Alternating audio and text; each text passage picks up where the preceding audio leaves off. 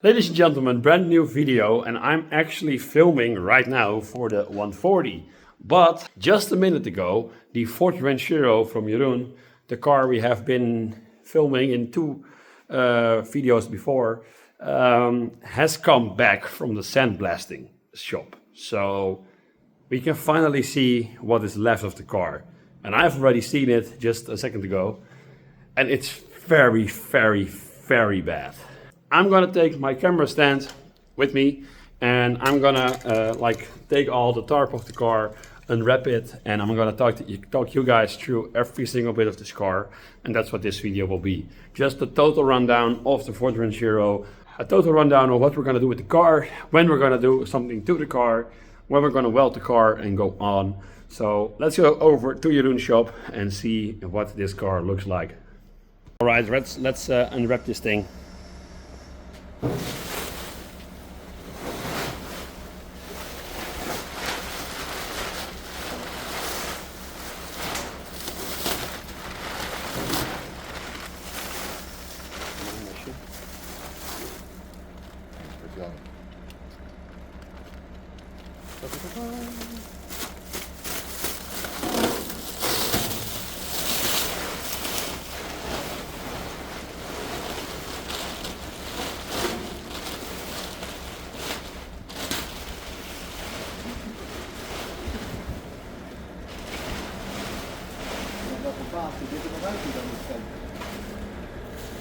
Right.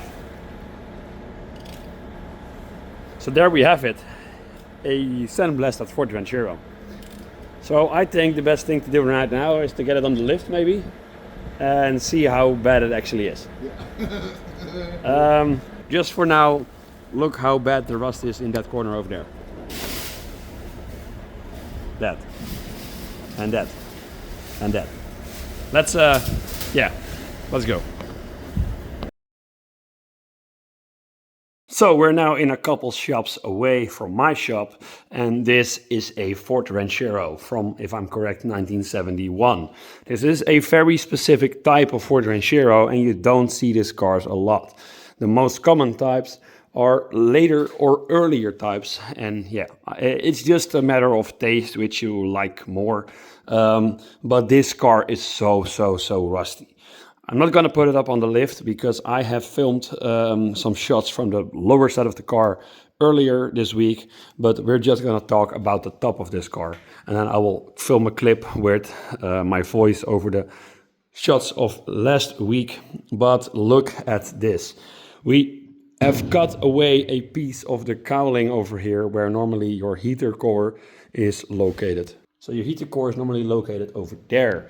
And I have cut away a big chunk of here because we are going to replace both this side and the lower part because it's just completely gone. As you can see over there should be a round shaped thing over there and also over here. Completely freaking gone. And over here we have some holes in the window edge. Well, we're familiar with that right now. But look at this. Holes over there, holes over here, holes over there. This plate over here, it contains a VIN number, and this thing has complete holes in it. So we need to take this off without ruining the VIN number and like the road registration of the car. Over here, bad spots. Underneath here, all bad spots. That is only that corner. And we go a bit lower. This all seems to be kind of fine, the A-pillar.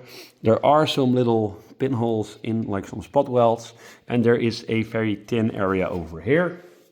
And then we're going to go to a very bad area.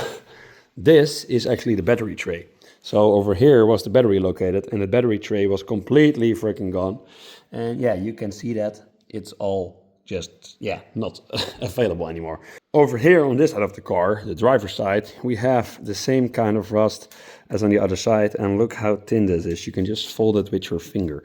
It's not even attached to anything. This plate over here is in between this one and the lower one. How are you gonna weld that? I have no idea. Then over here, an A-pillar with a complete hole in that. I am familiar with replacing A-pillars, so that's not a problem. But as you can see, lower door sill, pretty rough and thin. But over here, a good thing, this all looks pretty much, yeah, okay. The frame on the front is also okay. Then we go to here, we have a little edge of the roof, which has some holes also on the other side. Over here you can see some holes in that drip rail. Yeah, it sucks to weld these things, but yeah, we have to weld them somehow. And then we get to the worst part of the car, the inside. I cannot even sit on some pieces because they are so rusted out. So over here we have cut away a simple panel. Over there we have some holes, as you can see. And if we go to the front, you can see that cutout panel, but also on top of the cutout panel we have some pretty decent holes. And yeah, the frame is not even attached to anything. That beam over there, you see, not even attached to anything anymore. And yeah, over here, same story. This is the cowling that I was talking about, where your heater core is like located in. Completely Swiss cheese. It's all just completely gone. Then over here, floorboards, firewall. Yeah, the firewall edge is just, yeah, not available anymore again. And then this is all just panels that we can hopefully still buy. There is not a lot available for these cars. So if you have, like some knowledge of these cars, if you have like a wrecked car where you can cut panels out of, please contact me at mail@rollingheritage.com, because I need some stuff to weld into this car. And especially a frame rail on the rear right, because that is just completely gone. A-pillar again, as you can see, all holes, and I'm seriously questioning myself how strong these kind of panels still are, because yeah, it's of course doable. I can make these shapes without a problem, but yeah, it needs to be sturdy and strong. And then we get to the worst part of the car. So I don't know what happened over here, but as you can see here, the floor completely gone. That is completely gone. Over here we have a terrible mess of plates, holes, welded stuff. You go on, and there, and over there, and over here, and over here. This is actually the floor of the car, as you can see. That's the bed of the car.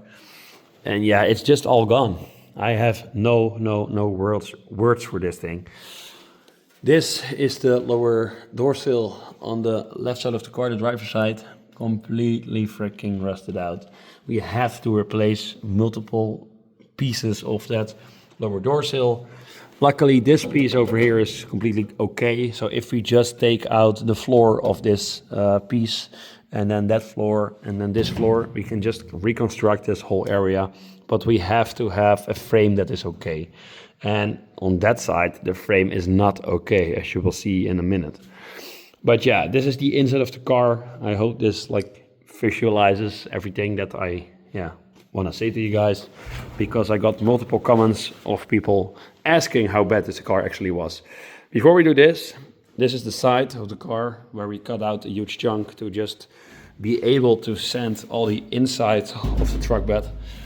And yeah, as you can see, holes, folded metal, more holes over there. It's all rotted out, completely gone.